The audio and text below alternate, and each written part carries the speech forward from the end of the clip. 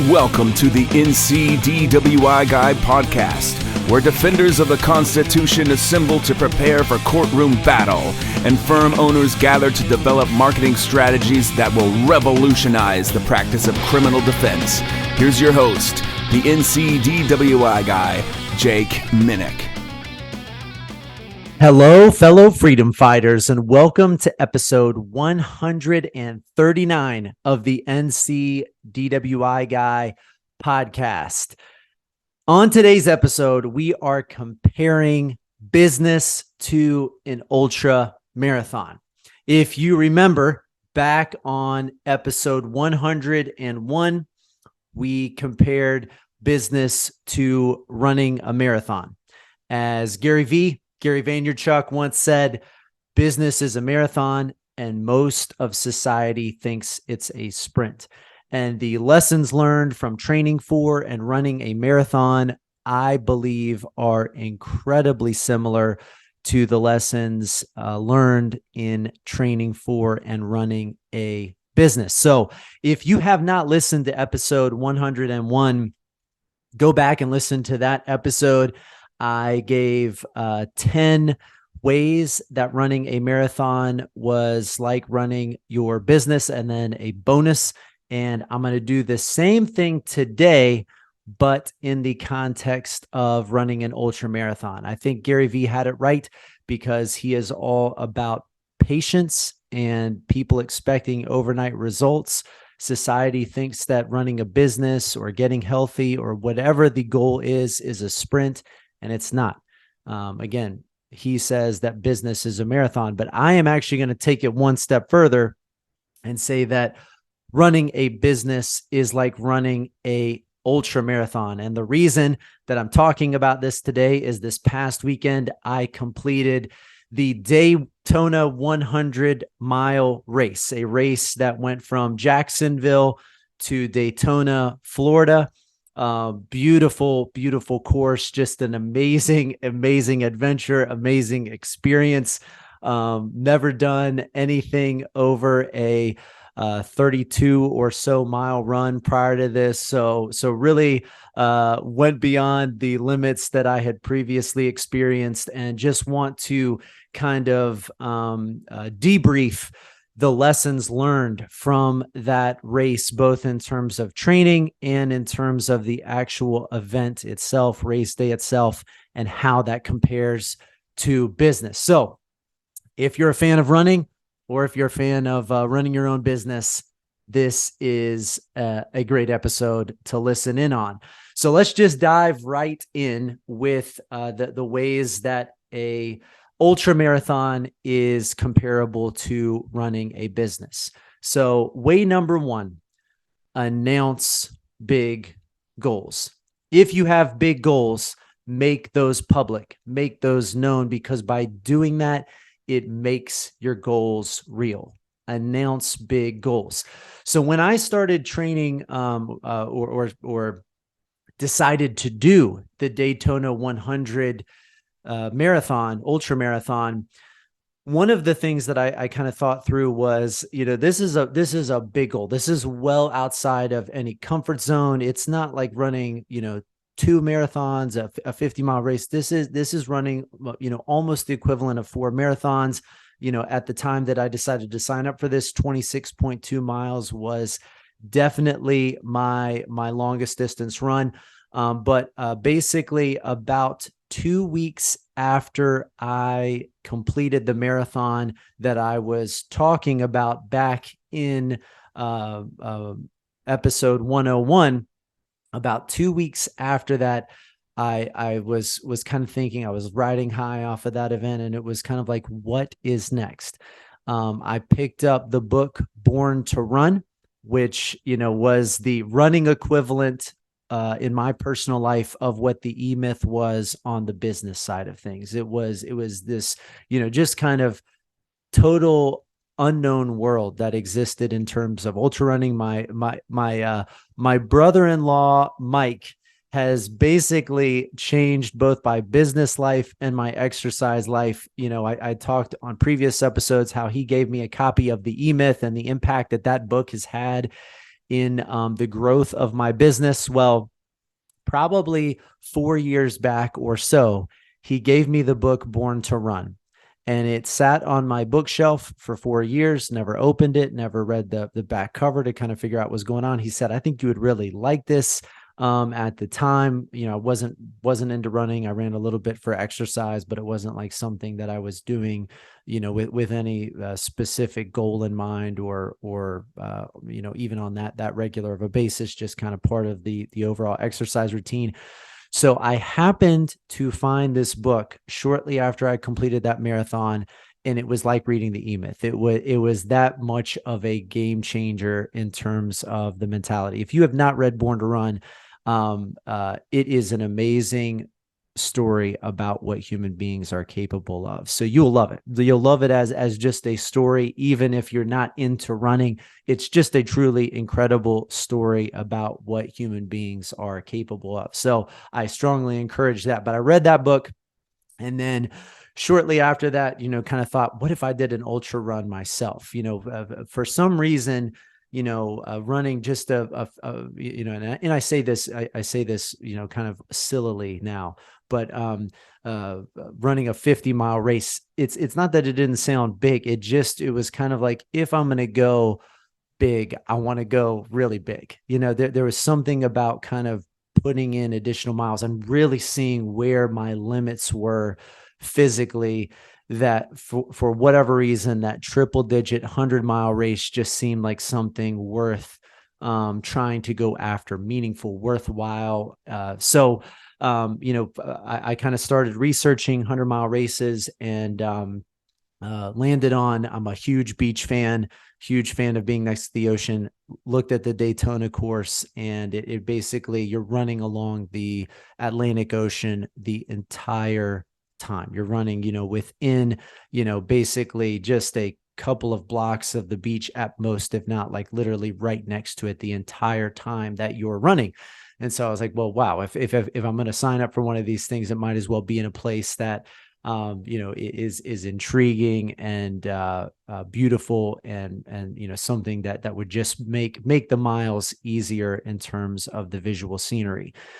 So I was like, okay, this is something that I'm interested in doing. And I'll tell you, one of the big things that really made this event real was speaking it out loud.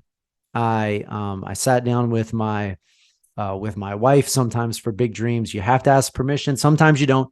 Sometimes there's people in your life you have to ask permission of. And I said, I'm thinking about doing this. Would you be okay with it? And I didn't know how she was going to respond. I thought she might be angry, upset, thinking I'm, basically need like a mental health check. But she was very encouraging and just said, hey, if this is something that you're interested in going after, you should do it. She did say, I think you're insane, but it was definitely more in jest than a statement of fact. And so, got that sign off. And then I started telling other people. I told my brothers who I trained for the Asheville Marathon with. I started telling other people over the course of coming weeks and months that I was doing this thing. And so I spoke my dream into existence.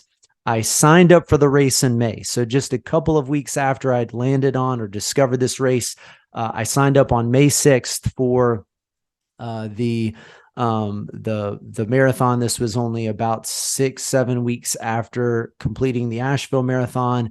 I signed up, paid the registration fee.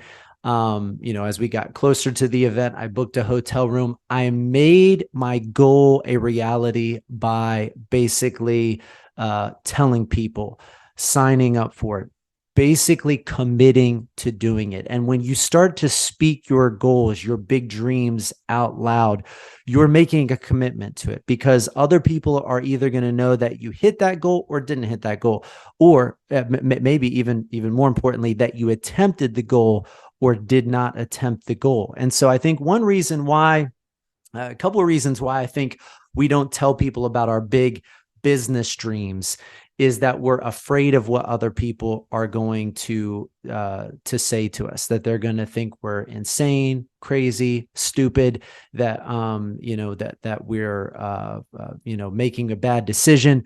So we're waiting for that negative feedback loop, and we just don't want to experience that. So we don't tell people. But what that does is it makes our dream less real. If it's just in our own head, it's not something that is coming into existence. Even if you haven't, acted at all into reality, your dream, even if you haven't kind of taken that first step by speaking it into existence, you're making it more real. You're actually putting it out there into the public eye. The second reason is, I think that if we tell other people that we don't tell other people our business dreams, is that we're afraid that if we fail, people are going to again know about it. If I hadn't told anybody that I was running the Daytona 100, and then basically after 30 miles I quit, nobody would know the difference, right? So if I don't speak my goal out loud, I don't have to suffer the consequences of failing or falling short of my dream. But it makes it less likely to happen. It makes it less likely that we will accomplish our dream, because there is positive pressure. You hear this statement all the time: pressure is a privilege.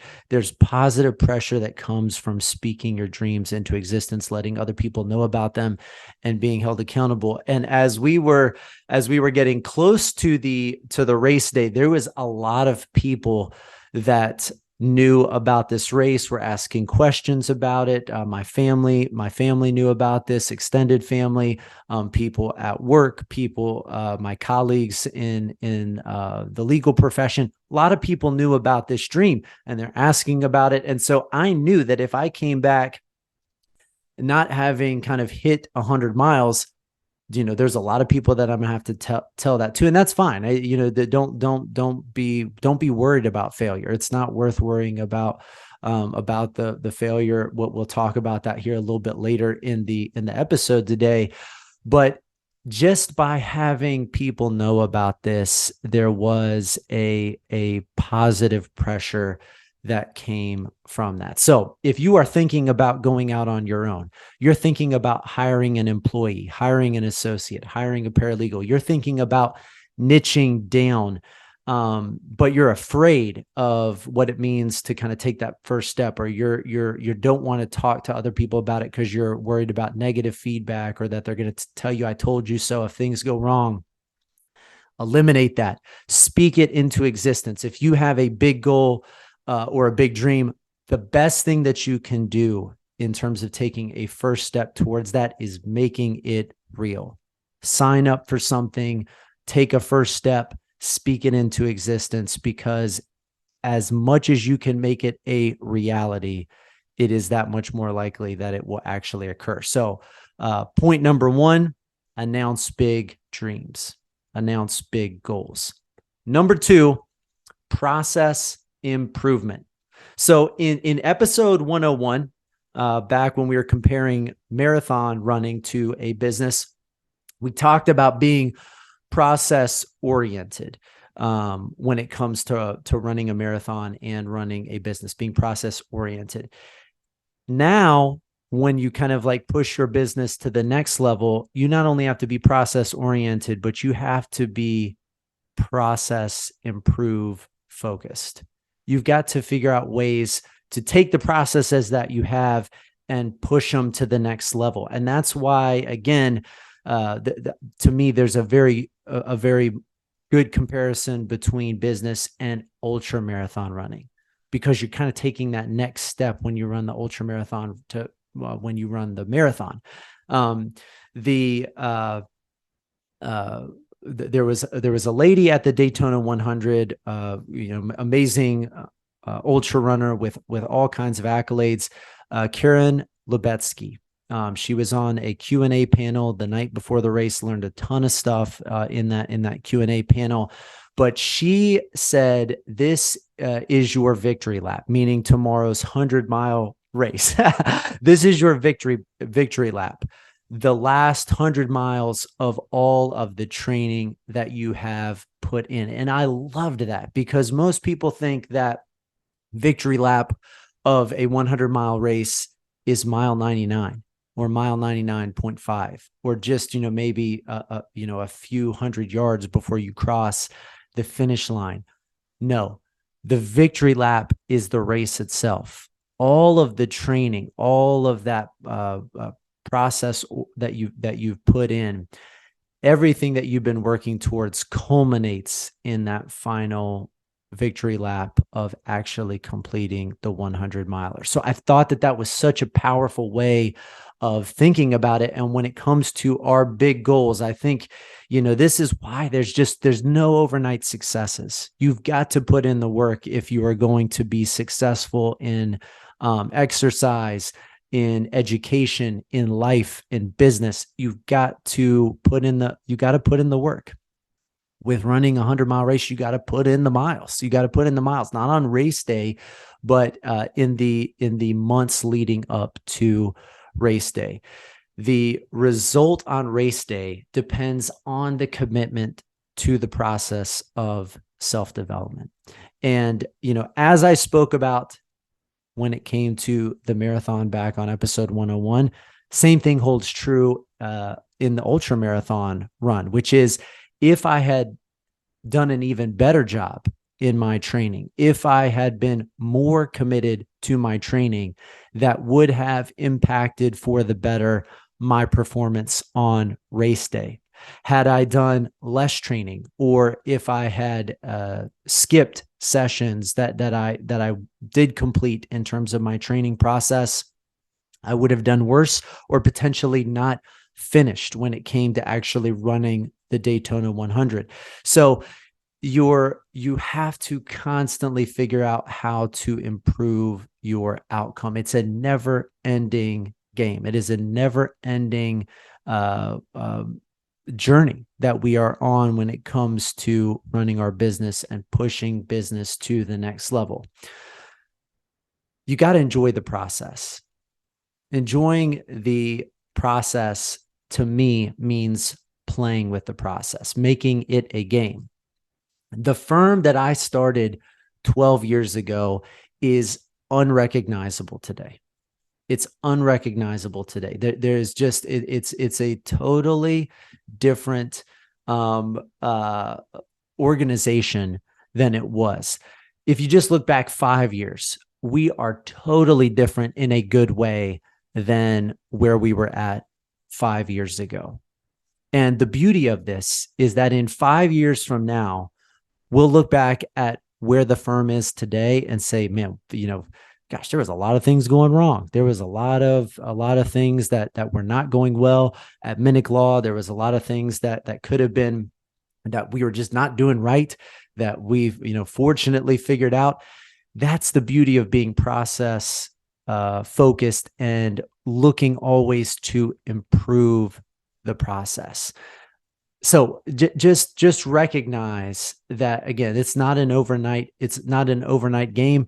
In fact, it's a game that's never going to end. It's an infinite game. You're always going to be working to improve the process. So point number 2 is, we're not just process oriented, but we are always looking for ways to improve the process. Point number 3, in terms of how running an ultra marathon is comparable to running a business, is patience. Patience. In running and in business, setbacks are inevitable. You got to expect them. You got to expect that there's going to be failures, that there's going to be setbacks. You got to learn from them and expect them to come your way. You just got to be ready. When I was training for this ultra marathon, I signed up for it in May. I was starting to put in some miles and probably elevated my training program a little bit too quickly, because honestly, I was working on a relatively short time frame for what maybe a lot of people are putting in terms of preparing for a 100 mile race. But I was kind of ramping things up, and at the end of June, I went to the beach with my family, and I went out on a 20-mile run, gorgeous run, beautiful day. I was loving it. I was moving quick. I was just having a great run. And then about 2 miles out from home, I felt something start to kind of like tighten up in the upper part of my right leg. I'm getting, I'm slowing down significantly. And by the time that I get back to our beach house, I am in serious pain. I can barely walk up the steps. I can barely move. My leg is just basically not working. And everything is every step is painful. I have very limited range of motion. And I was out for about 3.5 weeks with that injury. I called my cousin, who's a physical therapist, Ben, and he gave me, 2 days later, some exercises to start that helped. I went and saw a physical therapist once I got back home, and that definitely helped over a couple weeks. I was trying, to push getting back from that injury a little too fast and would kind of, re-injure things. I was running on it before it was ready. And there was this mental roadblock of, knowing that I had a short training time frame to get to being ready to run 100 miles. And where I was at, there was this mental roadblock of, if I can't run 20 miles without injuring myself, how in the heck am I going to run 100 miles? If I can't walk for 3 weeks after a 20-mile training run, what is the chance that I can possibly get to 100 miles? And so we are going to have doubts creep into our mind on the way to big goals, on the way to big expectations. We're going to hit roadblocks. It's not going to be smooth sailing. If you've got a big dream, it's going to be damn hard to hit that big dream. So instead of getting, constantly frustrated, you have to be patient about getting to that big goal that you are shooting for. You have to you have to expect that things are going to go wrong, things are going to go sideways, and that those mistakes are actually part of the way that you're going to get to the big goal. You learn so much from mistakes. So if you're looking for lessons, enjoy those mistakes when they come.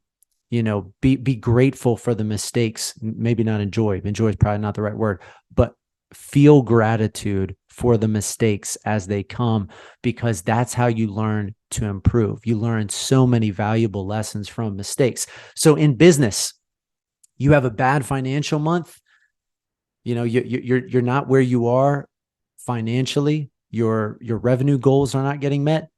You have a bad first hire. The first legal assistant that you bring on or associate isn't, doing what you were expecting, is not pulling the weight that you were hoping for, not the personality that you were wanting to represent your business. You make a poor marketing decision. You invest money in the wrong outlet to try to get new cases, and now you're that much further back. Don't just quit after that. Don't feel those setbacks as something that is just an absolute wall. Those are stepping stones to your goal. You have to put things in perspective so that you can keep going. You have to be willing to make mistakes in order to hit the goal that you're going to hit. They're coming. The mistakes are coming. The roadblocks are coming. If you don't expect them, they're going to derail you.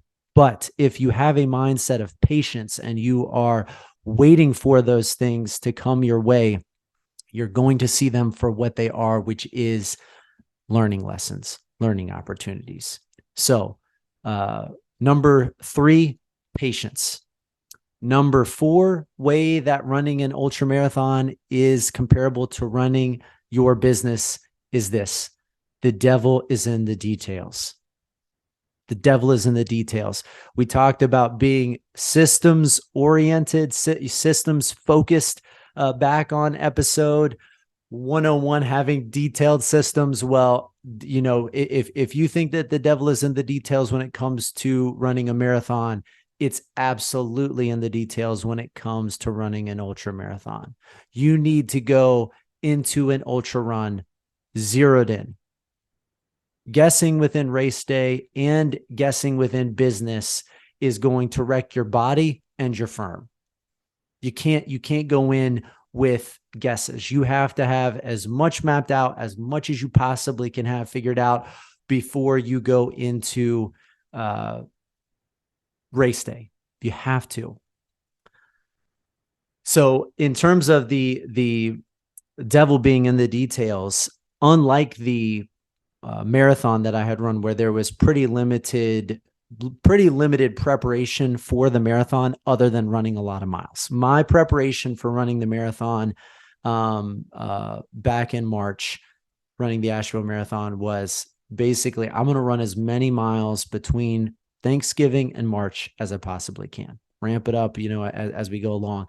But I'm just going to put in as many miles as kind of my schedule will allow. That was it. There was no nutrition plan, no hydration plan. There was no real kind of like zeroing in on pace, as I talked about back on episode 101. Most of it was just the total preparation was running as many miles as possible. When it came to the ultra marathon, that is not the approach that I took, because I knew I would not finish if I didn't have the details as figured out as possible. So I used the race guide, which had the map of the race with every mile blocked off. I used that to create basically what I was going to do all the way to the end of the race. And so basically I had hour chunks of time where I expected to be in terms of how many miles were covered. Every hour stops built in. And within that, what nutrition am I picking up at that next checkpoint aid station? How many stops am I going to take? What is my pace going to be? Am I applying Vaseline? Am I applying sunscreen? That was all written into the plan. And so basically through hour 16, we'll talk about kind of what I was shooting for overall time wise, but through hour 16, I had that, basically mapped out as much as I possibly could. And I did have to adjust. That. We'll talk about that in a moment as well. But I had it mapped out. You have to, as Mel Gibson says in The Patriot, you got to aim small, miss small. If you have, basically no idea what the target is when you are firing your weapon, you're gonna miss the target. If you are aiming, for the bullseye, even if you miss the bullseye, you'll be close. You'll be on the target. You'll be, in one of the nearby rings.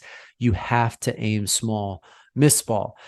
In business, you got to zero in on some numbers. You got to zero in on numbers. It cannot just be a big guessing game about you. If you want to have a better financial year, you have got to have some financial goals. You've got to know how much money that you are bringing in on a monthly, weekly, daily basis. You need to know what your daily goal is in terms of hitting what your overall annual financial goal is.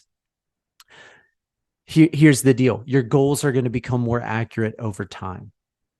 So don't get too worried about, I don't even know what I'm shooting for. Set a goal. And as you start to measure things, when you measure things, they get improved. And not only does what you're shooting for get improved, but your actual measurements, your analytics are going to get better. So don't get too worried about what your actual kind of scorecard or number sheet looks like. Pick some numbers and start measuring how you are going to get there. Get some basic metrics up. You cannot succeed in business without some measurables, without some KPIs, without some analytics. You have to have those. So as we are going into 2023, now is a good time to set some measurables, set some goals, set them for the year and set them for quarter number one.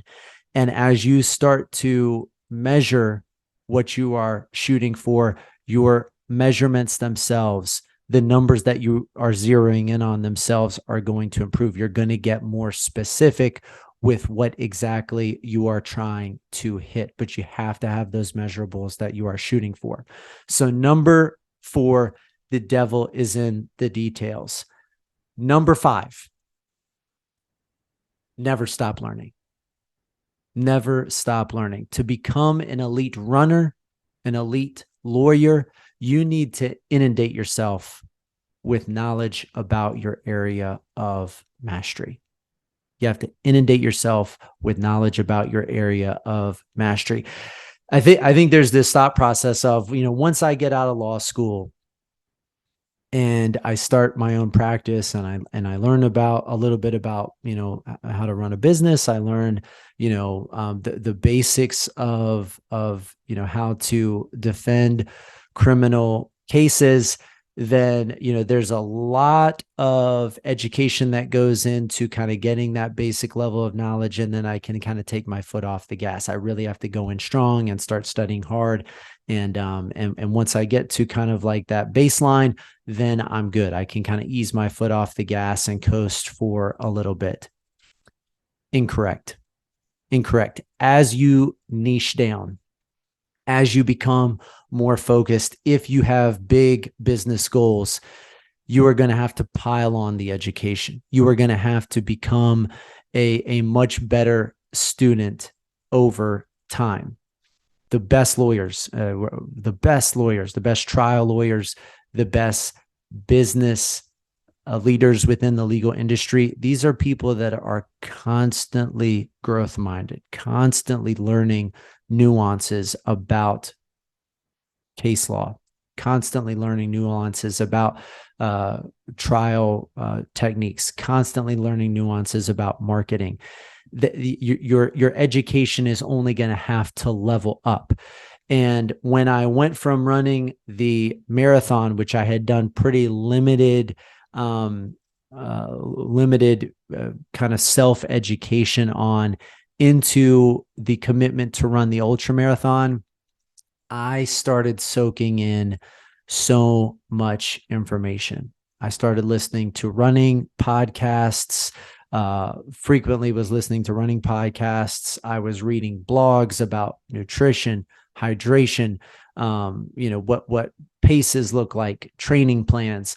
I read books by several of the most prominent ultra runners, and just started soaking in information about this event. When I went down to the Daytona 100 for race weekend, I went to the expert panel, the Q&A that was the night before the race, and it was so helpful. I learned so many things. There was probably at least like 5 things that I changed for race day that I learned at that expert panel. Don't ever stop learning. As Socrates once said, the more I learn, the less I realize I know. The more I learn, the less I realize I know. And that's not a depressing thought. That is a really amazing thought, that we're not going to run out of ways to grow mentally. That's beautiful. That is such a wonderful thing to realize, that we have so many different ways that we can improve, again, our personal life and our professional life.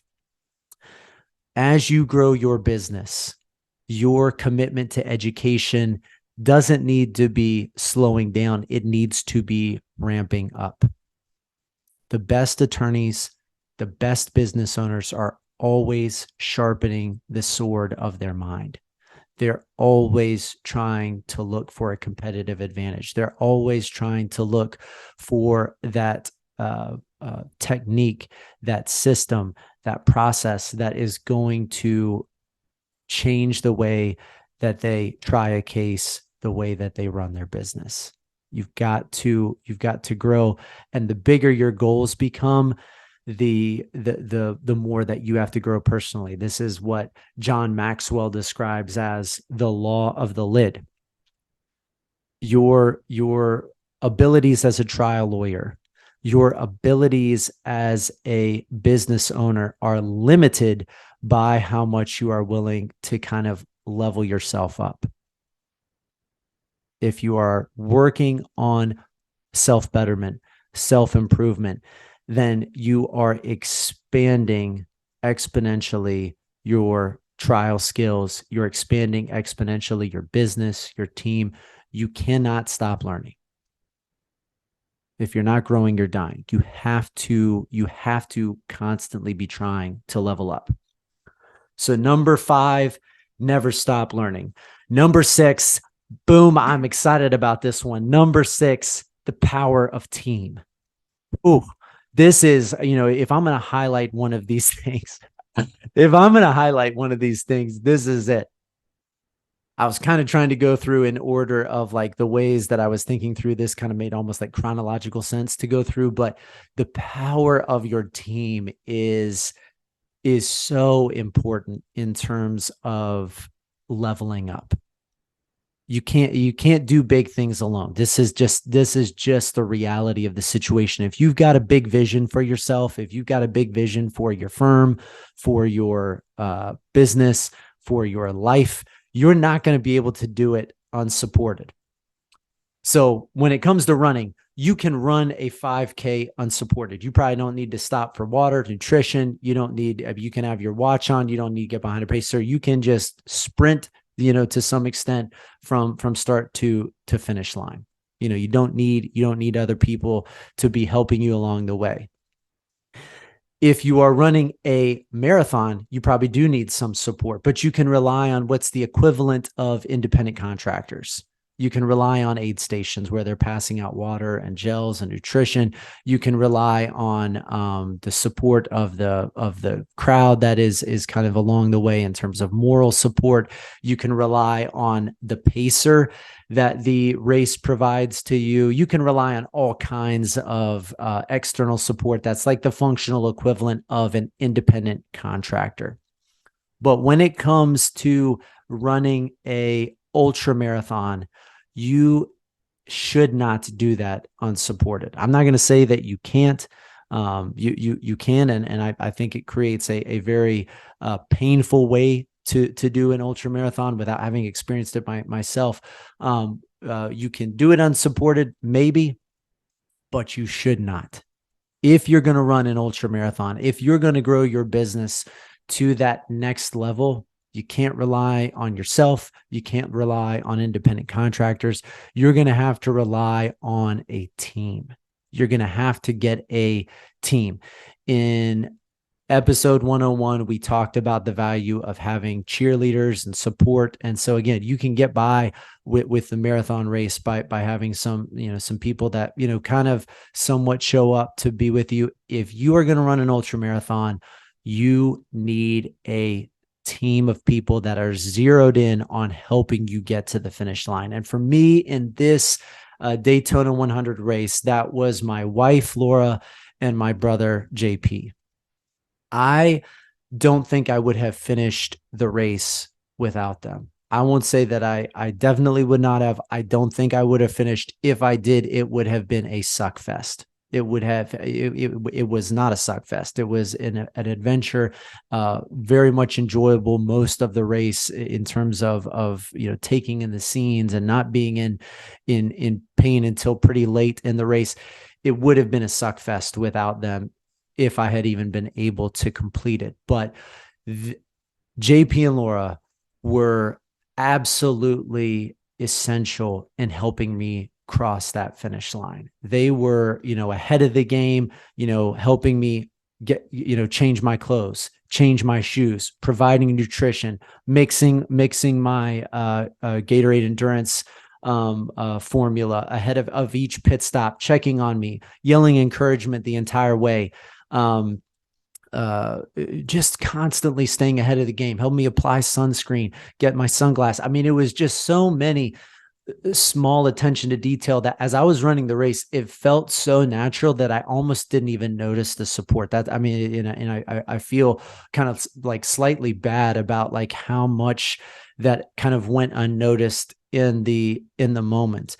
They were there, and helping at the aid stations, but there was just so much going on behind the scenes. And my brother was able to run, I think, close to 50 miles, about 48 miles with me of the race. My wife walked much of the last 10 miles of the race with me, at least, 5-6 miles with me towards the end of the race. And that emotional encouragement that came with them being fully invested, fully on board with making this goal happen was just absolutely essential to hitting the finish line. And not only hitting the finish line, but having it be just a remarkable experience. It was such a better experience because of the amazing team that was behind me on that day.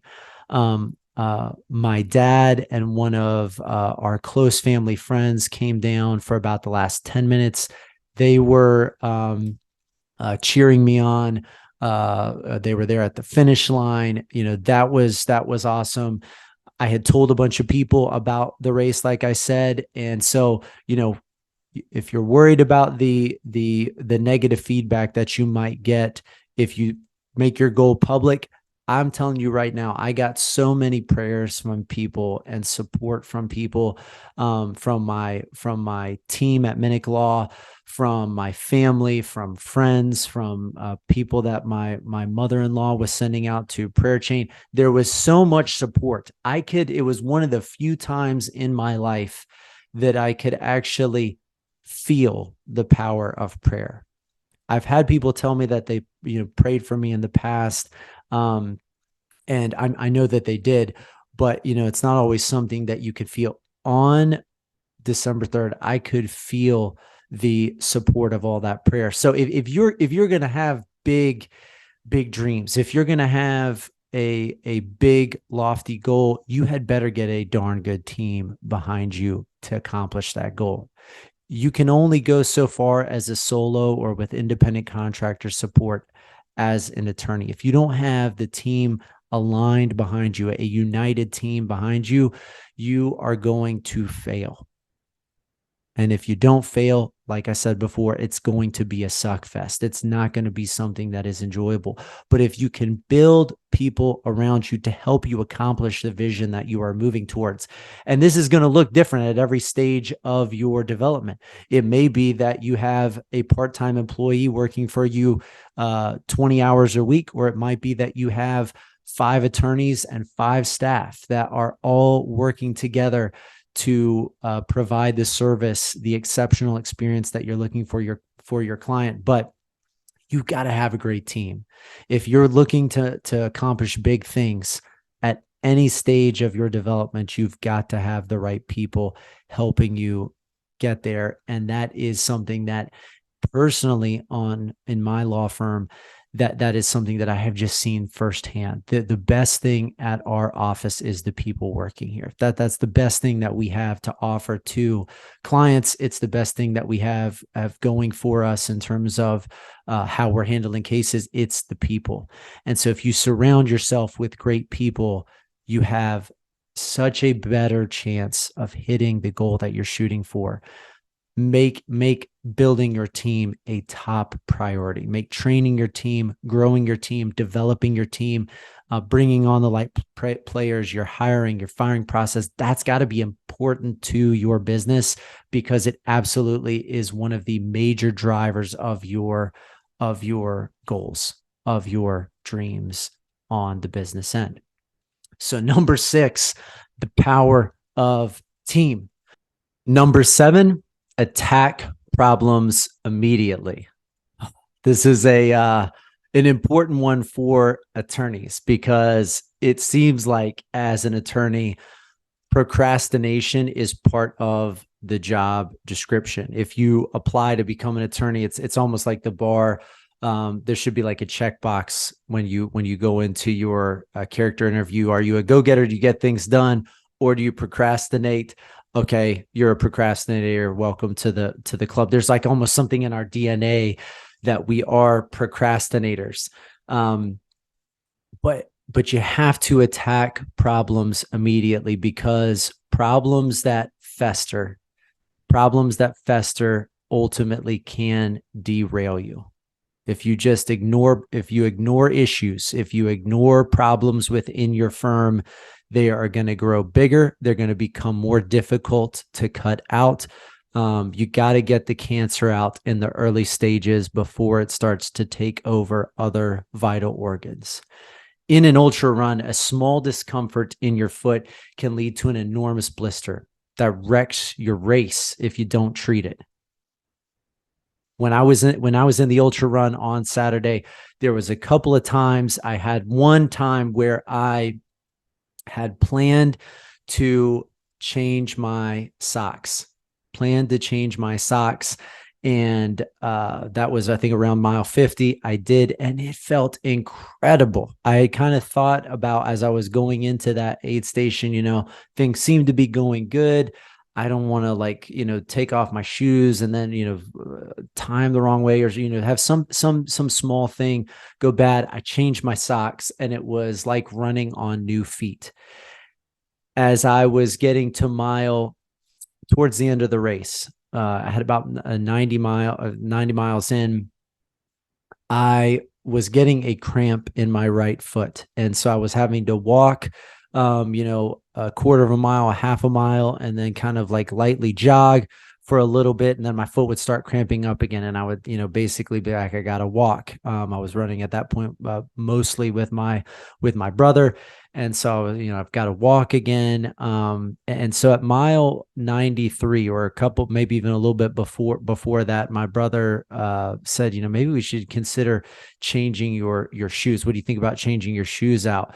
And you'd think that 93 miles into a 100-mile race, you're like, why would you change your shoes? Well, at the pace that I was going at that point, 7 miles left in the race was probably relatively close to, at least an hour and a half, if not 2 hours down the road. So it seems small. It seems like, well, man, you're 93% of the way there. And that's where my brain was. It's like, well, I'm 93 miles in.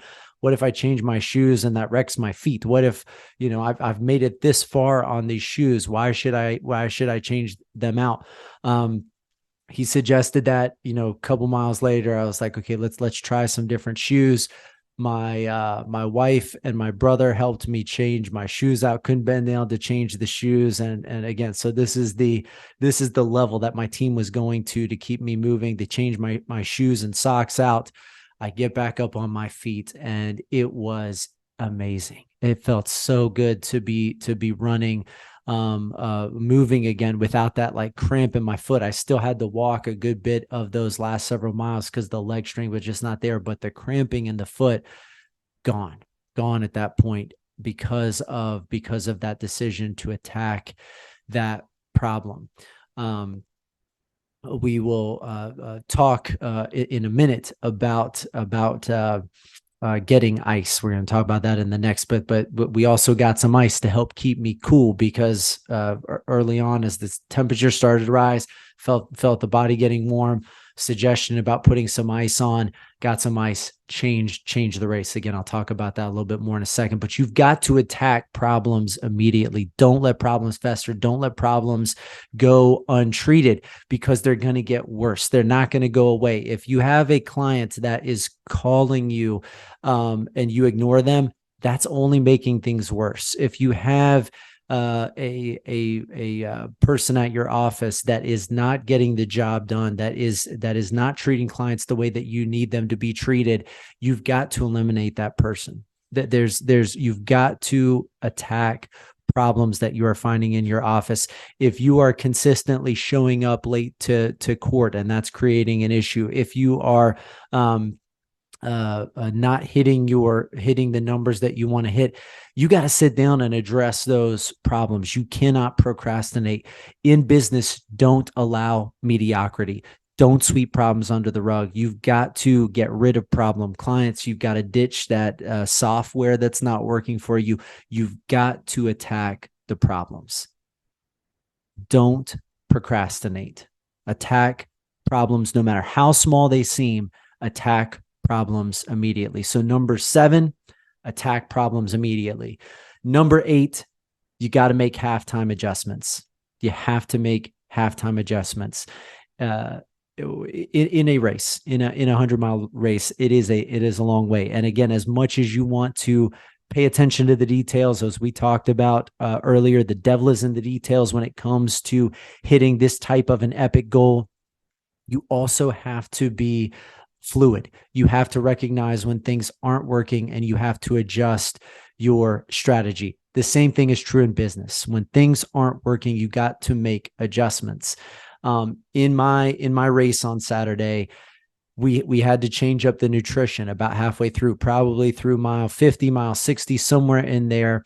I was basically very spot on for the most part with the amount of nutrition that I was taking in, what I was picking up at each aid station. Even earlier in that, we had to adjust slightly how much fluid I was taking in because it was hotter than I was expected.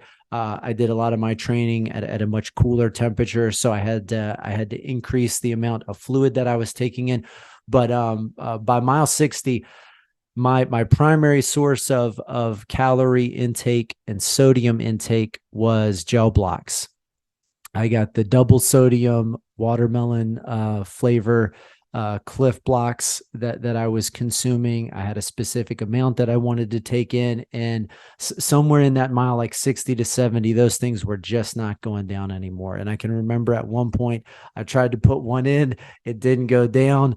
And I basically took it out of my mouth, threw it in the bush. My brother was like, "Did you hear? What the heck was that?" And I was like, "That's my gel block." It's not.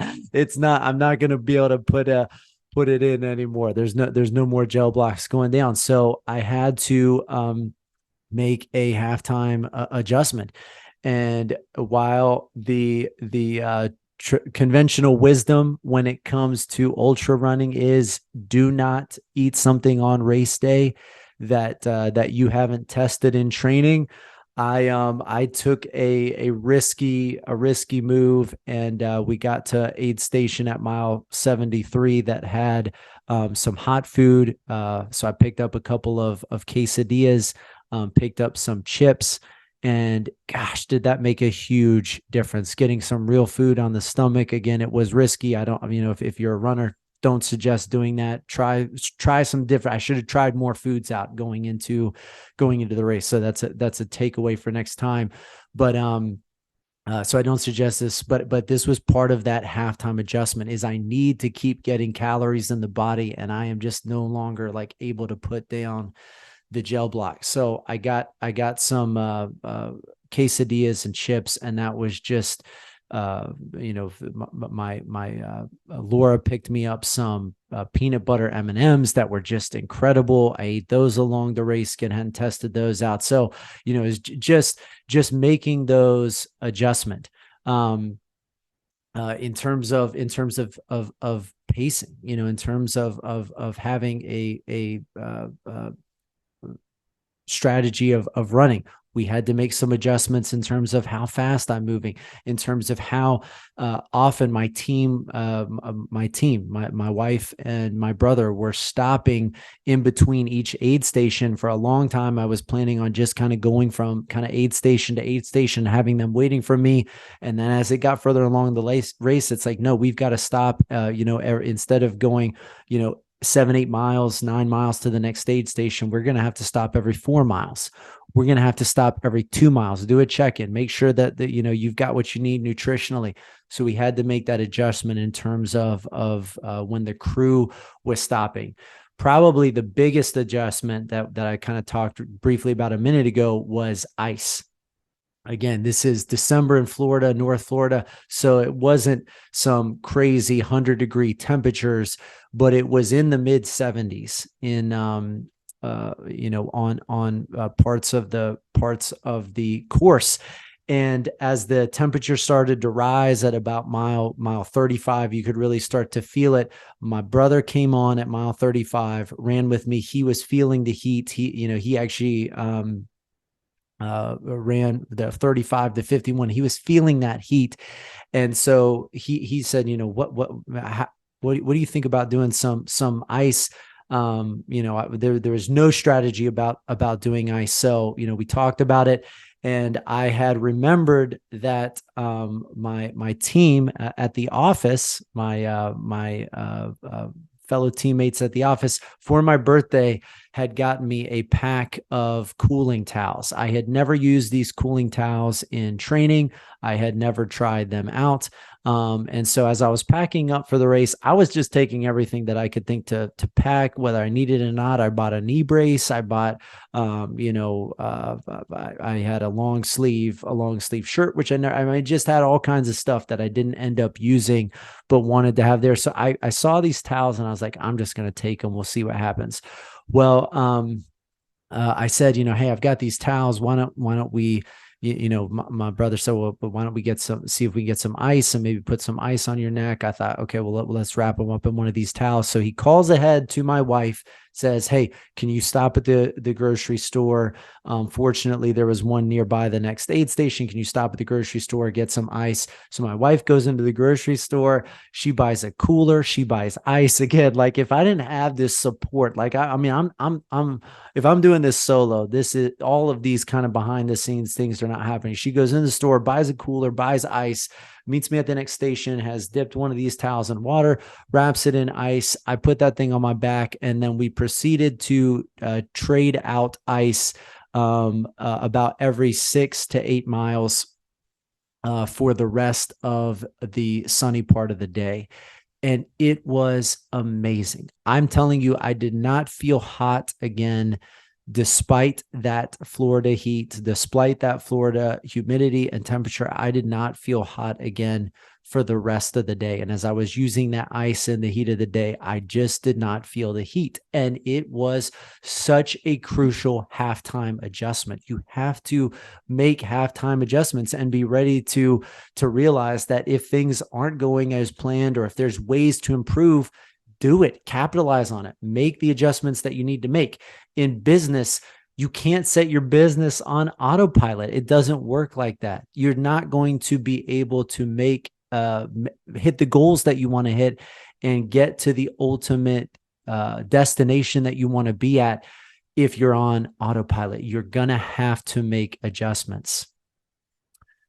You don't stop working on your business just because you have a phone number and put up a sign. You have to take regular breaks. You have to spend time thinking in a removed position from your firm about how you can improve your legal business. You got to take a step back from the day-to-day grind, from the day-to-day madness that is being a lawyer. You've got to take a step back and look at what you're doing and say, how can I improve? What could we do to get better? If you can invite other people at your organization to do that with you, please do that. Get other people on your team to help you make those adjustments. It was really my team on race day in Daytona that helped me make the ice adjustment. I didn't really think that wasn't something on my mind frame. That wasn't something that was kind of front and center I would have probably just kept running through the heat. They recognized the heat. They recognized there's a solution. They talked to me about that, bounced it off, and they got it done. And I'm telling you, it made a tremendous difference in not only finishing the race, but the way that I felt along the way. I didn't really, even though some of this food and intake wasn't going down, it'd been a lot worse if I was, feeling nausea from the heat. It just made a massive, massive difference. So be willing to make halftime adjustments.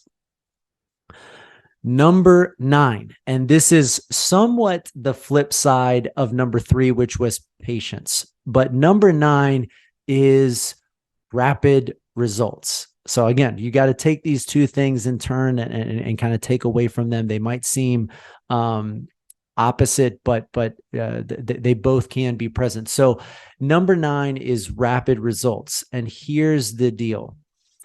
When you are planning for some big goal, when you are planning for some big dream, it may seem unattainable. And it almost might seem like, well, why should I even move towards that goal? It just feels so far away. 100 miles, that feels so far away. Training for that and moving towards that feels so far away. How could you possibly kind of set that goal?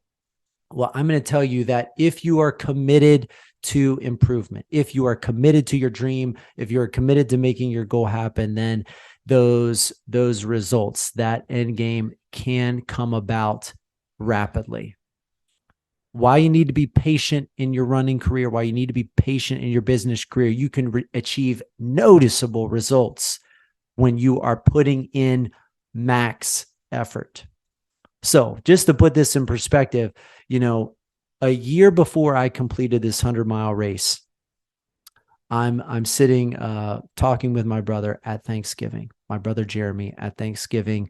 At that time, I'm going on a couple of runs a week. I'm just kind of just running for the sake of being healthy and because I enjoy running. But my brother is like, "Hey, why don't we do a marathon?" And I, basically was like, "Yes, let's do it. Let's go. Let's run a marathon." I mean, just totally all in. Let's do it. Start, doing my training for that. Start researching. No prior experience in running races. No prior experience in I don't think I had in my adult life run over 10 miles. At a time. Hey, let's go for it. So did the marathon in March. Then within 9 months of completing that marathon, and within 1 year of committing to the marathon, I completed that 100-mile race. Right. I mean, it's if you had told me, if my brother had asked me at Thanksgiving if I do a 100-mile race, I'd been like, what are you talking about? If anybody had said, hey, in a year from now, the day before that, if somebody had said, hey, you think you're going to run 100 miles a year from now, I'd looked at them like they were crazy. 100 miles. What do you, what I would just be, as kind of speechless as I just was with all of that kind of garbledy mess that I just uttered into the microphone. Like that, what are you talking about?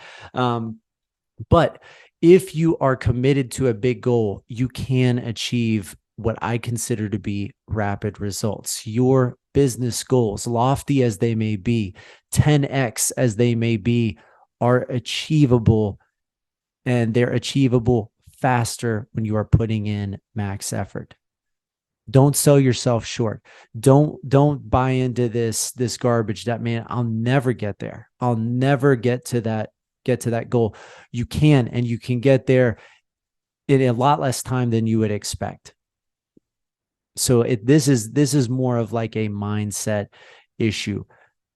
Know that big results, rapid results are achievable, but you have to put in the reps. You have to be committed to what that goal looks like. So number 9, rapid results. Number 10, your goals compound. Your goals compound. This is something that John Maxwell mentioned earlier, talks about a lot, about how your goals, your growth compound. You won't shoot for 100 miles until you've run a marathon, and you won't shoot to create a $5 million firm until you've created a $100,000 firm. That's just the situation.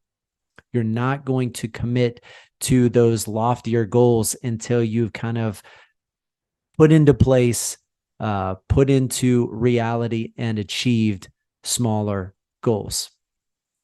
The craziness of this marathon is that I feel so much better physically after completing the 100-mile race than after the marathon. After the marathon 9 months back, after that marathon, I couldn't walk good for probably about 2 weeks. I was limping around everywhere. I could not walk good for normal, going up and down stairs. My kids were laughing at me because I just looked like a cripple. I mean, it was funny. I mean, it was just like silliness, like how beat up I was after that marathon. After the 100-mile race, I hurt like heck at the finish line. Afterwards, I had problems sleeping the night after the ultramarathon race, the 100-mile race on Saturday. I couldn't sleep good because my legs hurt. But by the following day, I was feeling better. I helped drive home. By 2 days after the race, there was some aches and pains, but things were feeling pretty good. Here we are, like 4 days removed from the race, and I am feeling really good. I am, my ankle has still got a few kinks to work in, but I am, walking up and down stairs. I just feel so much better. And it's, was the distance longer? Yes, it was, but there's been a lot that's happened as I have kind of leveled up in terms of what the body is capable of. And that's true in your business. It's going to take a lot longer business wise to get to that first $26,200 earned than it's going to take to get to $100,000 earned, and then 10x that. It's going to take more effort to get to the kind of lowest level dreams than to the higher level dreams, because your business goals, your business dreams, they compound on each other. So that's why it's so important to start now, to start today and working on your firm, because the benefits that you are going to see from your effort today are not just going to help tomorrow, they're going to help exponentially down the road. One thing that I always say at the office is that it's so important for us to have a positive impact on every client that walks in the door, because every client that walks in the door today is 3 clients that walks in the door down the road. Now, that may not actually be the reality of the situation, but that's how we put it in practical terms. Every client that walks in the door today is 3 clients that walks in the door down the road. Well, think about that. Think about the exponential effect of that. If you have that mindset now, then think about how much growth there's going to be 15 years from now as 1 client becomes 3 and 3 become 9. If you don't start that kind of thought process until 15 years down the road, well, you're behind the 8 ball. So recognize that your business goals, your business value is compounding. The actual value of your business is compounding with all of the effort that you are putting in today. So that's why you cannot wait. Carpe diem. You've got to seize the day. You've got to have a self-improvement mindset that starts now. Don't wait. Don't wait. If you are starting your firm today, if you are 15, 30 years into your firm, it doesn't matter. It doesn't matter where you are. Be committed to that growth mindset, to that goal growth now, because your goals are going to compound. So number 10, your goals compound. Number 11. So this is our bonus comparison between how running a ultra marathon is like running a business. That is, enjoy the moment. Enjoy the moment.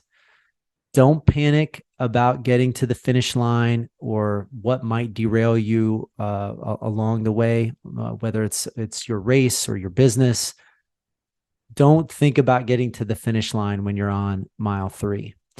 One of the challenges that I would say that I had, that I'm so grateful that I took some time to kind of like think through this. One of the challenges that I had was really getting over this, as I talked about earlier, positive peer pressure, and not getting so excited about if I don't finish the race, if I fail to get to the finish line, are other people think I'm silly, ridiculous? Are they going to say, I told you so? Are they going to be, laughing at me for hurting myself, or shaking their head like, you just messed yourself up.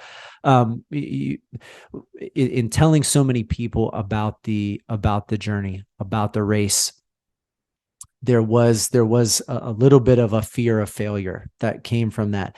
And so what I told myself going into the race, and this was really something that kind of like came over me as I got very close to starting, was I'm not going to worry about if I don't finish. If I don't finish, I don't finish. I tried, I gave it a whirl. If at mile 40, my legs are crapped out, everything after mile 32 was was the unknown. It was an adventure. I'd never run more than 32 miles in my life prior to this past Saturday at a time. So, you're talking about adding on, only an extra 68 miles to that previous long, right? I had not literally run the functional equivalent of a third of what I ran on Saturday. So it was a big unknown, and that unknown is scary. So there was the option to basically become overcome by that fear and basically just kind of spend, most of the race thinking about like, am I going to make it? What will people think of me if I don't accomplish this? So I told myself going in, if at mile 40, I just can't literally go on. Things have fallen off the rails. I've hurt myself. I'm not going to put myself in a position physically where I am, out of commission for a couple of months and can't help like take care of my kids. I feel like I have a pretty high pain tolerance, a pretty strong will in terms of trying to finish things. But I've kind of made this mental commitment of I'm not going to like permanently injure myself in order to kind of get to the finish line. And if I fail, maybe I come back later and try it again. Maybe I learn from this, learn from 40 miles what I learned from 40 miles and move on to something else. But I gave myself the freedom to not feel that anxiety and fear and have that be the primary motivator. What I instead turned to is we are in a adventure. We're into an adventure. And I recognize that from the start line, the gun going off, right? Like that from the moment that I started plotting out there, that I was in the middle of a adventure.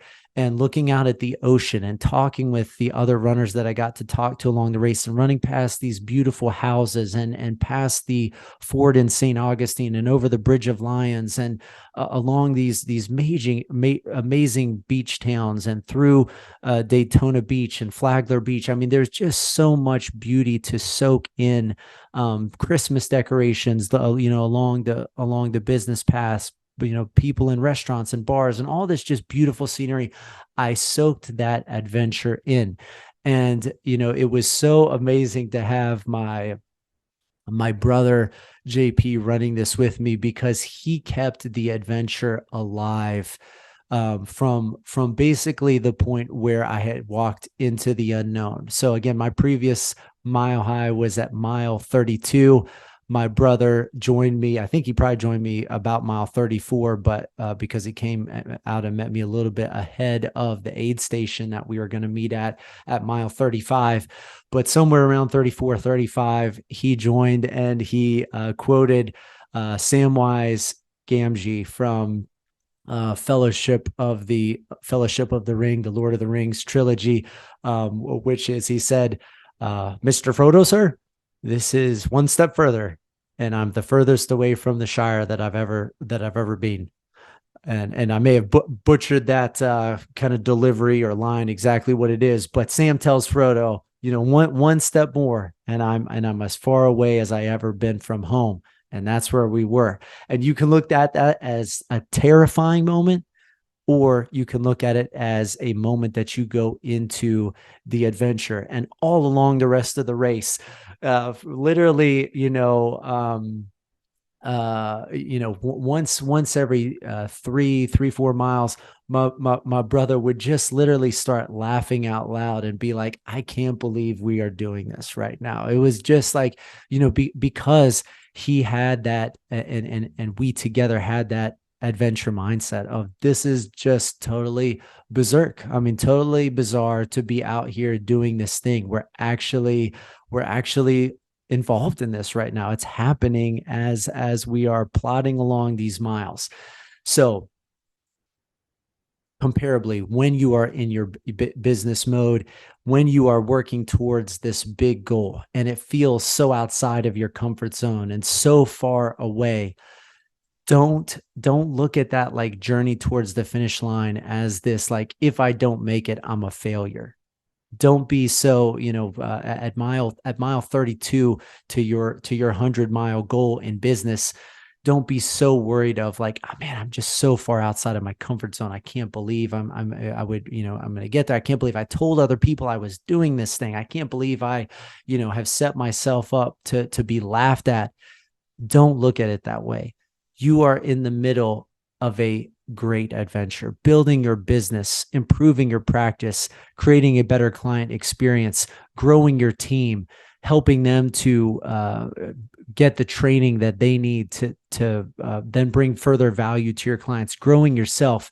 This is an adventure. We get to do something that is so amazing as lawyers. And there are a lot of pressures on attorneys, which is why there is such a high substance use disorder issue amongst the legal profession. So recognize that this whole process of growing as an attorney, growing as a business owner is a grand adventure. Take that step further and further away from the Shire, because it is a grand adventure, an amazing adventure, a worthwhile long-term journey that you are on. Don't look at mile number 100 every step of the way. Don't just be like focused on Mount Doom the entire journey. You've got to be focused on the beauty that is at every step, the beauty that is along the way. Be present in this amazing process of building your business. So first 100-mile race in the books. I finished with a time of 19 hours, 20 minutes, and 51 seconds. I crossed the finish line with my team, JP and Laura, side by side with them. They got me to the finish line. It was a total team effort. Came in 10th place overall. Came in first in my age group, and just an epic journey, wild experience, something that I will remember for the rest of my life. When it comes to your business, set some big goals. Make it a challenge, make it an adventure, and enjoy the journey. Look forward to speaking with you next time.